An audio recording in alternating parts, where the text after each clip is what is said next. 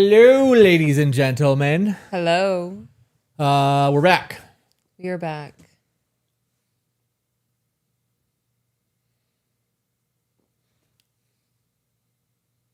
Waiting on everything to catch up over here. It's also slow moving. Everything is definitely behind. Lag. We got a very long lag. All right. We have spent the last 3 hours of our life live on Patreon. We have, yeah. Did 2 episodes this morning. Gonna bang out this live stream today. We're gonna be done. We got like less than an hour of live stream that you guys get today because we were live for so long for Patreon. So we're just gonna Q&A and bullshit with you guys. We are live on Facebook and YouTube right now, and I have both chats pulled up, so we should be able to see you guys.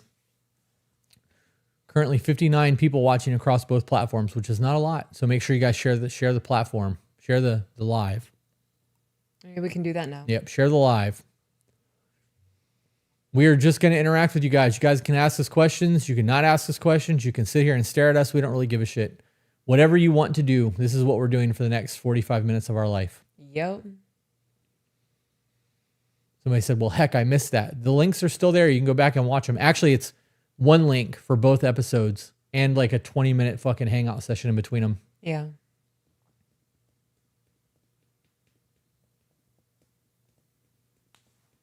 Do you have anything you want to talk about while we wait? Well, I mean, this. Today is technically the end of year 3. We talked about this a little bit for Patreon, but we can talk about it publicly. We wrapped up a lot. The year 3 is done. December 17th of 2022 is when we created this podcast. Yeah. For That's YouTube. when we posted the first episode. It's the day that we created the channel too. Oh, we created the channel and did all of that. So today effectively ends season 3 and starts season 4 on a technical, even though we do them yearly. We had a lot of reflective moments this morning about the last 3 years of what all this looks like and what it's going to look like going forward. And then obviously you and I just had conversations past that about what we're doing moving forward because of the changes that we wanted to make in 2026 that we may not make now. So yeah.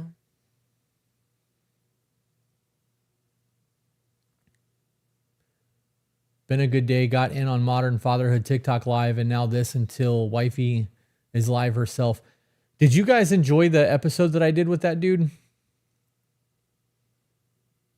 You guys have grown so much. I've definitely grown alongside you guys. That's good, right? Because like we are doing work on ourselves and trying to learn as much as we can about relationships and communication and healthy living to pass that along. And because we had to learn it to pass it along, it's implemented us as well. So like we've been growing and changing right alongside you guys. This is we're doing a thing together. First time catching you guys live. Thank you so much for the work you guys are doing. It has helped how much I show up in my relationship. I love that. Love that. Here from the beginning, but haven't been on to see you guys as much this past year. Oh, that sucks. You should be around more. We are live every Wednesday on here for the public. Patreon gets lives multiple times a week. Why is it hard to do better when you know better? Because of comfort. Right? It comes down to comfort. It's easier to be comfortable and not change than to have to go through the discomfort of becoming a better person. That metamorphosis is not an easy thing. If it was, everyone would do it. We got a super chat from Sabrina. My coworker said you guys are back on her FYP. We love it. I love that I've been able to share what you guys do to others close to me. Hell yeah.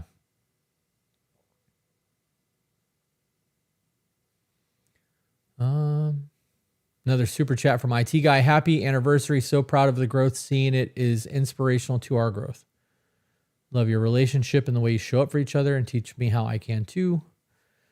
I wish my partner would watch your videos, but it has been helping me grow in my own ways to see the relationship for what it is. Yeah. You guys are my comfort show. Love that. What do you think is going to be the biggest thing for 2026? Season 4. I should say that, not 2026. What do you think will be the biggest thing for 2020 for season 4 for us in 2026? Is what I was trying to say. Oh, I don't know. I have no idea. Everything kind of just hits us like a fork in the road, right? Like all of the big decisions have been made on a whim. Like we need to make a decision and do it. We do know, Well, I was about to move on, but Courtney asked if you have some toilet training tips for boys. Cheerios in the toilet. Yeah, I mean, that's a good tip. Our son was super easy. Yeah. Yeah. He did not like the feeling of wetting himself, so potty training, once he became cognitive of it, was a pretty easy transition. Getting him to stand to pee he's lazy. He doesn't want to do that. Yeah. So the Cheerio thing worked. Fruit Loops, some type of cereal. It's a Target. Yeah. I Yeah. heard peeing in the snow helps, but we don't have snow in Florida. We have sand though. Yeah, oh, that's true. Yeah. Competitive. You make it competitive. Thin Mint said, everyone, my show is on. Heart to you guys. Hands with heart to you guys. She's that was a super chat. Yeah, my answer to that is also the Cheerios. You just treat it like a super soaker. Yeah. Let's see. I know this is not exactly on your guys' topic still. Any suggestions for a couple entering the third trimester of our pregnancy? Big and scary life changes ahead. What do you got on that one, babe?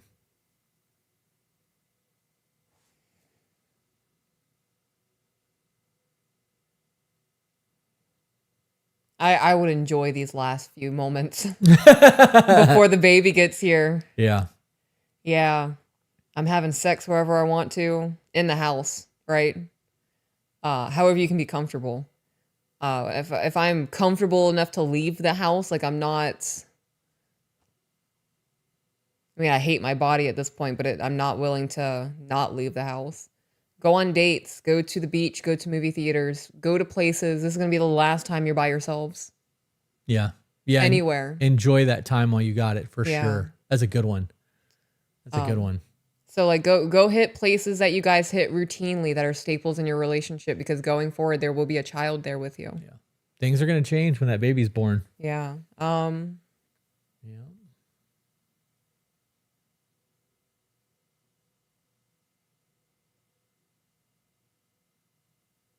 If you're not in therapy, get in therapy. Start planning for the postpartum everything. If you have not planned out a self-care routine, plan out a self-care routine. If you and your husband do not have, like, in a case of emergency, break glass, like eye mask and foot massage shit, that needs to be worked out. Yeah. You guys need to have conversations on what it's going to look like when you're burnt out. And what is intimacy going to look like when you're tired, or he's tired, or you're touched out, or he's been vomited on 4 times today. And be steadfast in your rules about your baby.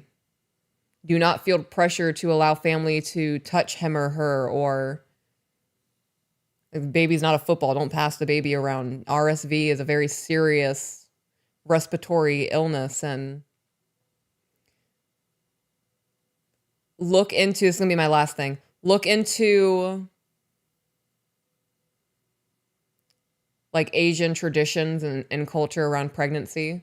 There is a period of time where the mother doesn't leave the house. Like she's just home with the baby. I want to say it's 30 days. And family's not pestering to show up and see the baby, or you're not feeling pressured to leave the house with the child and expose the baby to all of the things in the world. Definitely take it easy. Take a lot of time for yourself.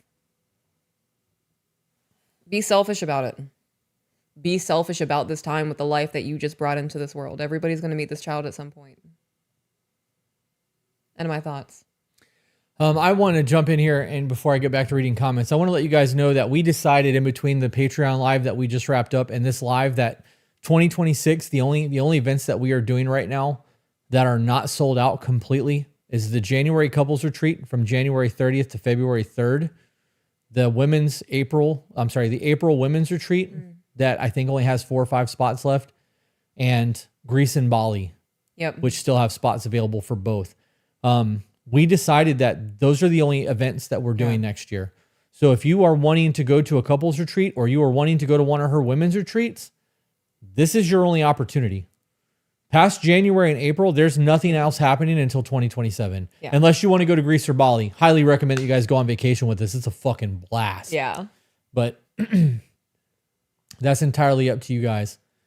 If you want to do it, and you can finance the Greece and Bali thing. I'm almost positive that you can use a firm to pay for the couples retreats as well through our website. But if that's something you guys are looking to do, I would 100% get on that, because it will not happen again until 2027. Tara said, what is y'all's advice on trying to recover from people pleasing? The only person you should be pleasing is yourself, right? This is a make me happy. And I know that sounds very selfish to say, but you can't pour into somebody if your cup is empty. So like if you are giving and giving and giving and you're never taking in and taking in and taking in, eventually you're not going to have anything left to give. So the recovering from people pleasing, you need to learn to set your boundaries, be okay with being like, no. And I don't need to give you an example or an answer why, like no is a full sentence. And just start finding peace within that. That's really what it comes down to.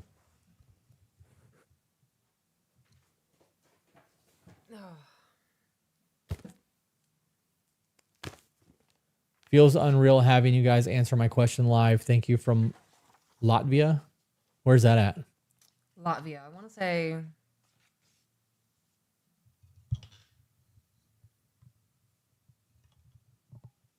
like maybe Middle Africa, or like that little cluster of... Are you guessing? I am. Okay. just based on the name of it. Okay.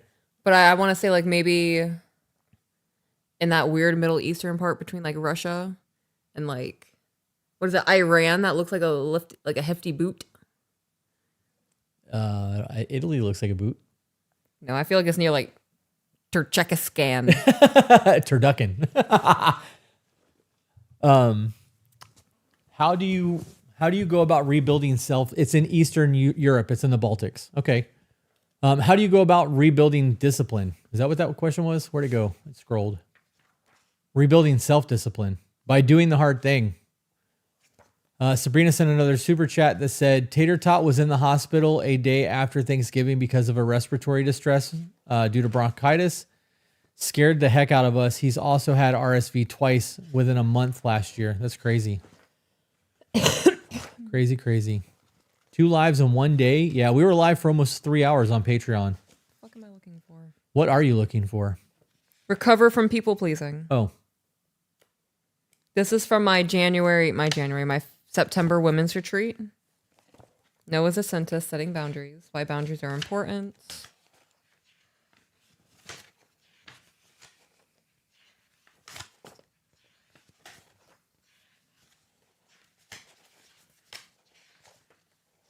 All right, so I have a little section. This is in regards to the people pleasing. Oh, you made me full screen. I wasn't expecting that. Yeah. Hi, guys. I create little books for all of our retreats. I send everyone home with workbooks and a couple of quick notes in regards to recovering from people pleasing. Just some quick self check-ins, early warning signs that you are leaning into people pleasing. I feel responsible for other people's moods. I apologize before I've done anything wrong.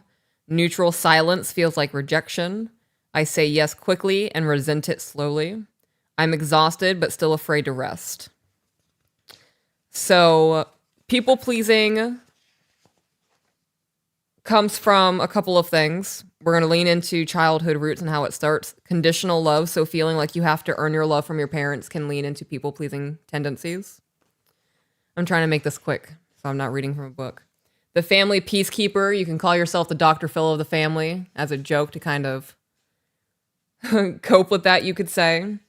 You had to soothe the emotions of the people in your family, more often than not the adults of the family. And then avoidance of conflict, compliance equals safety. Saying no once meant yelling, stonewalling, or punishment. Your body learned to grieve fast to stay safe. This is also the fawning response. And then from childhood moving into relationships, how this can mature. Fear of rejection, early inconsistency wired into a belief of if I stop giving, love will leave. That can play out with you overgive sexually, domestically, emotionally to keep connection. You panic at delayed responses, or you fix what isn't broken, so you're trying to get ahead of the boulder that's rolling. You can accept crumbs from people who may be abusing you instead of accepting the love that you want or need from the relationship. You have your worth tied to others. You have your identity and surface. So none of these things are coming from yourself. I might release this as an actual book because this also dives into the cost of people pleasing. But practices to kind of move away from people pleasing tendencies. So I created a people pleasing toolkit. The first is to calm the nervous system. So take some deep belly breaths. You can do some somatic practices. So touching your body and anchoring yourself in the human experience along with your emotional experience can help in that moment to ground. And then an anchoring object, something that is tangible, like a ring, a bracelet, a blanket. Setting up boundary micro scripts. So when asked for intimacy you don't want, you have a pre-planned phrase of I'm not in the mood tonight, and I need you to respect that. When I do say yes, I want it to come from desire, not from pleasure. Those kind of pre-planned phrases allows you to make room for their desires while also acknowledging that you're not in the mood, but putting emphasis on how important it is for you. Those pre-planned things can help get rid of the emotions. Self-validation swaps. So the heart of recovery is to stop outsourcing your worth. Each time you replace an old thought with a new truth, you rebuild trust in yourself. So an example of an old thought is if I say no, they'll think I'm selfish. The new truth is boundaries are not selfish. They are a sign of respect for myself and the relationship. And then you guys can listen to this back. I'm about to read through 6 different steps that I provided for the women at the retreat. Can we do this as an actual episode? Do you want to do like an actual episode of this? Because we've got like 20 more minutes before we got to wrap up and people are asking questions. I would like to touch on some of these things. I think that the boundaries, like, because we just did boundaries 1 and boundaries 2 from the Set Boundaries Find Peace book. And if you want to really get into that and deep dive that, we could do like a full fucking 2-hour episode on that. And it would be way better because people are going to listen to the episodes versus coming back and watching the live streams. It's going to be a lot of wasted information. Okay. I wanted to provide it for the people that were here, but.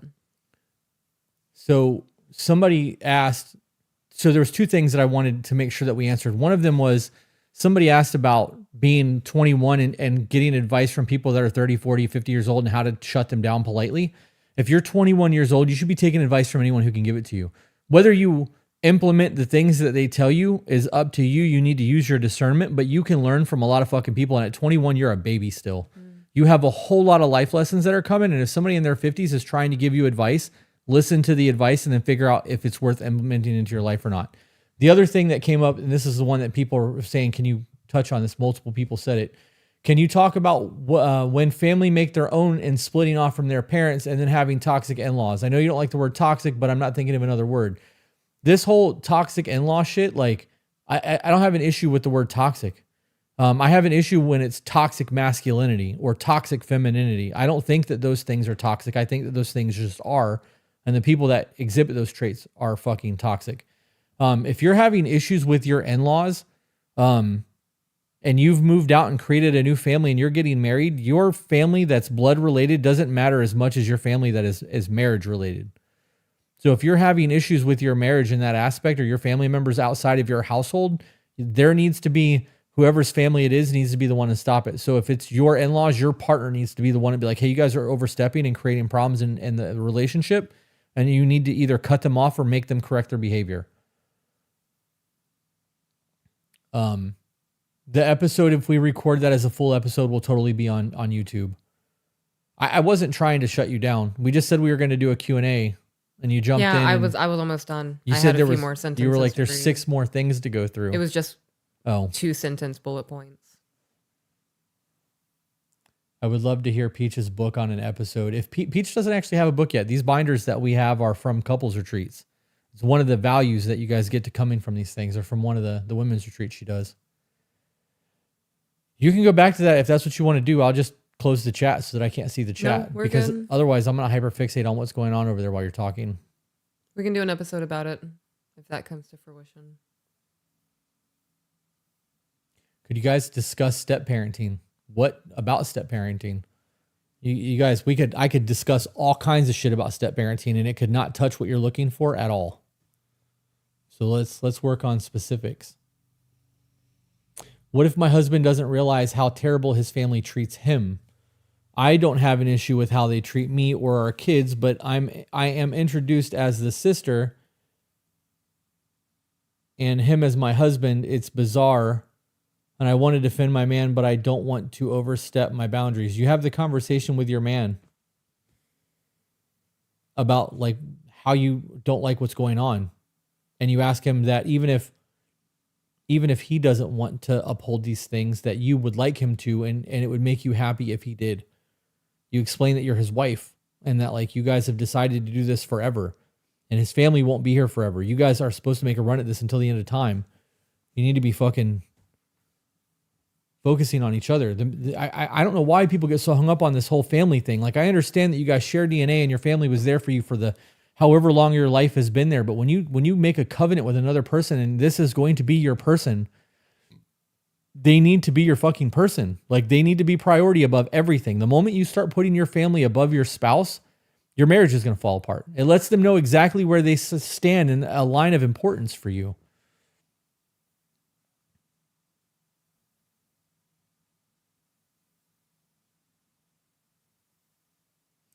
Thank you for acknowledging my previous comment regarding 21 and boundaries. My predicament is some are within the church and sometimes take their guidance as controlling regarding religion and how to live by the book, which I don't disagree on fully.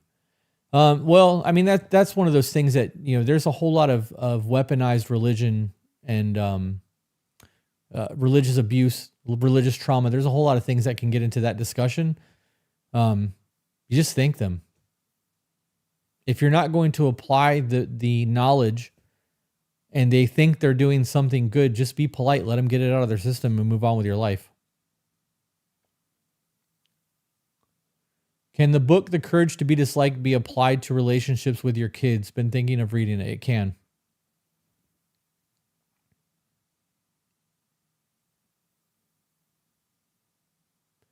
I would love to have binders as a book. I would buy that so effing fast. Do you think you'll ever actually make those books? Yeah, we'll see. It's the goal for 2026. I have all the work done. I just have to organize it. So yeah.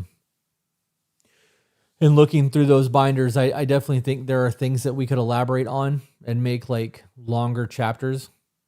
I think that if we sat down together and went through those books, I mean, we don't have to sit down together. I think that if we did it together, if you did it or whatever, you'd be able to turn that into like a 300 or 400 page book if you really fucking sat down, because there's a lot in those binders. yeah. The beauty of those binders, though, for us is that we're doing couples retreats and women's retreats and men's retreat with the books.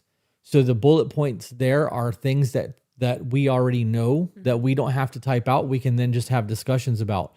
And if we give the bullet point and everyone understands, we can just move to the next bullet point. There's not a reason to create all of that. You know what I mean? I don't know.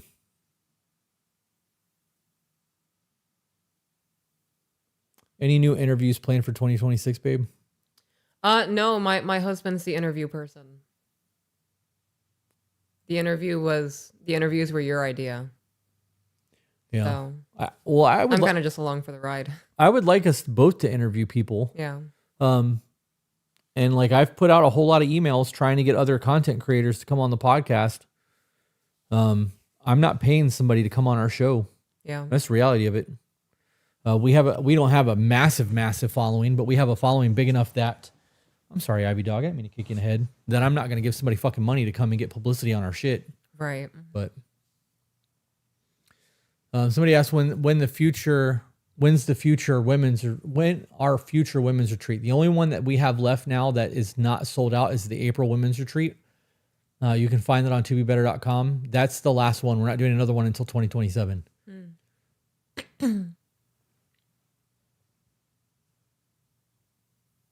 Any of these comments you want to touch on?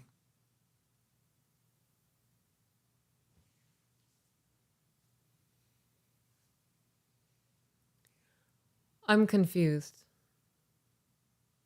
Oh, it's from a woman. I have disconnected myself from my stepmom's for my stepson's mom, so the biological mother, as we have all gotten along, but out of left field, and all of her kids, not my stepson, despises me.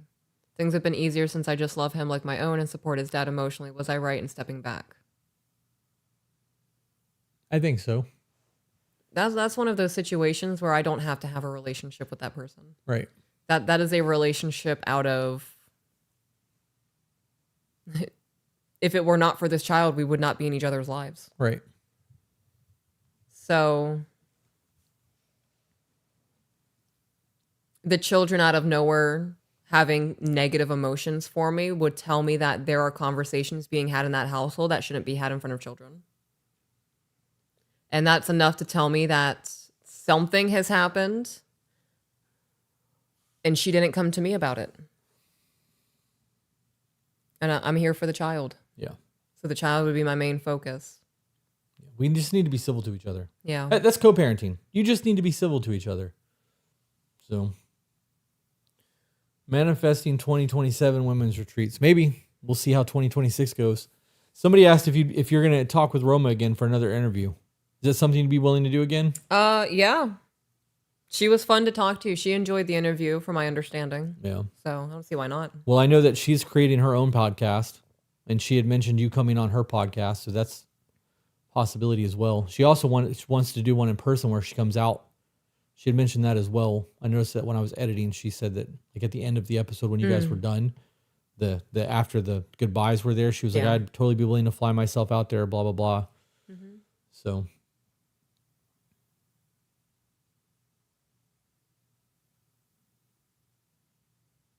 Somebody said, I have this problem with my stepson's mom. She can't even be civil.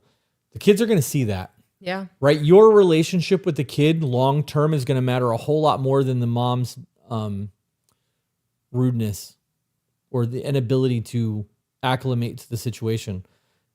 She can be a very nasty person to you, and that kid is going to watch that woman be a nasty person to you. And if you are good to the kid, it's going to create conflict within the child early on. But as time goes on, the kid's going to make a decision whether they like the adults or not. Like, yes.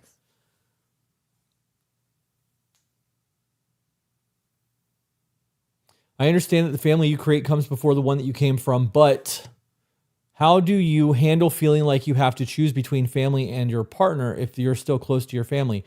If you decided to get married, that's your choice. You made that decision. Yeah, the choice is made already. Right. For better or worse, in sickness and health, until death do us part.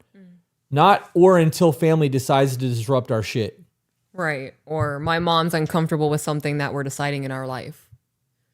And that's also to speak to, if you married a piece of shit who's isolating you and is trying to end your relationships to have control and manipulation, that's a bigger problem than they don't like my family and they're trying to make me choose between them. Right.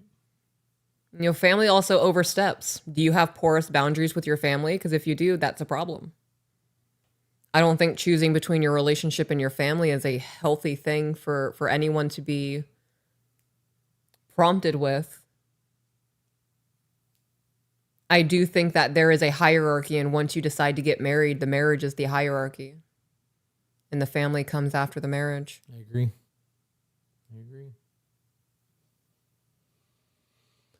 Bethany on super chat. Claire Bailey said, my husband and I did the daily check-ins for the first time last night, and it really helped with our communication with each other. Love y'all. That's the goal, is to fix the communication. How long did it take you to get through it?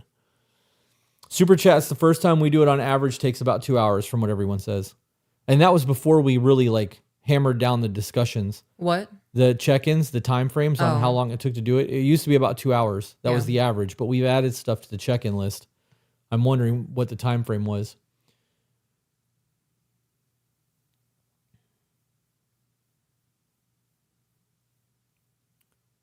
In terms of needing help, sometimes he helps his family, but when I'm asked to help mine, there's always some issue. There must have been a follow-up to something that I missed earlier. Is that he's making you choose between him and the family? Was that the same commenter?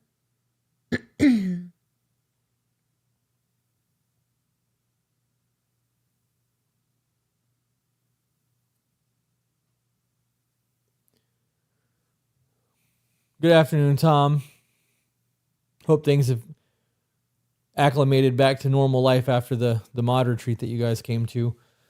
Ashley said, me and my girlfriend are really struggling at the moment. I shut down and wasn't there for her when she needed me the most. I've took ownership and accountability and said I'm sorry, and I'm trying to move in the right direction by checking in with her on a day-to-day basis and letting her know that I'm here if she needs me. It almost feels now as if she resents me.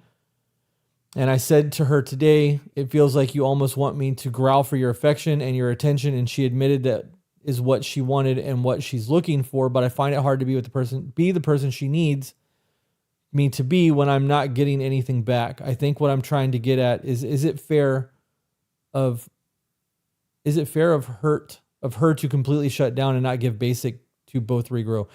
You guys need to maintain a baseline in your relationship. Yeah. This silent treatment and expecting you to come running and chasing and shit, like fuck that. If you can't treat me with common decency and treat me like a human being in a relationship and you want to start trying to punish me like I'm a fucking child, we ain't doing that shit. We can have a disagreement. I can fuck up. You can fuck up. We can have a conversation about it and we can start working on changing things.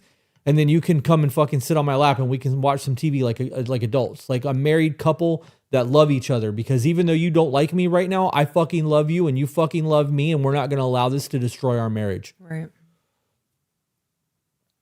Yep.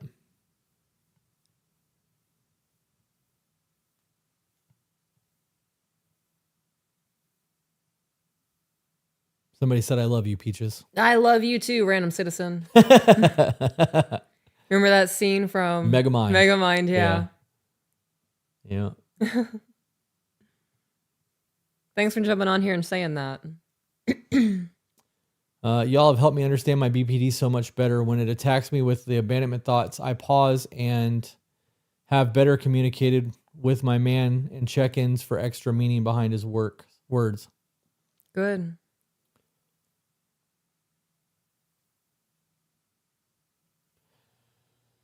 I know this was a short one today. I'm ready to be done. Okay. We were live for 3 hours on Patreon, and like you're gonna be leaving in 15 minutes, 20 minutes anyways, to go and do the kid thing and the sit in the car and vibe to yourself thing. Can we wrap up? Yeah. Okay. Thanks for tuning in, guys. I know this was a short live stream. We will be doing one next week, and then I think we won't be doing any more lives for the end of the year. Yep. So you guys will probably get a Christmas Eve live stream. Yeah, maybe. That's Wednesday. Is it? Fuck. Year's flying by. Thanks for tuning in, guys. We'll see you on the next one. Bye, guys.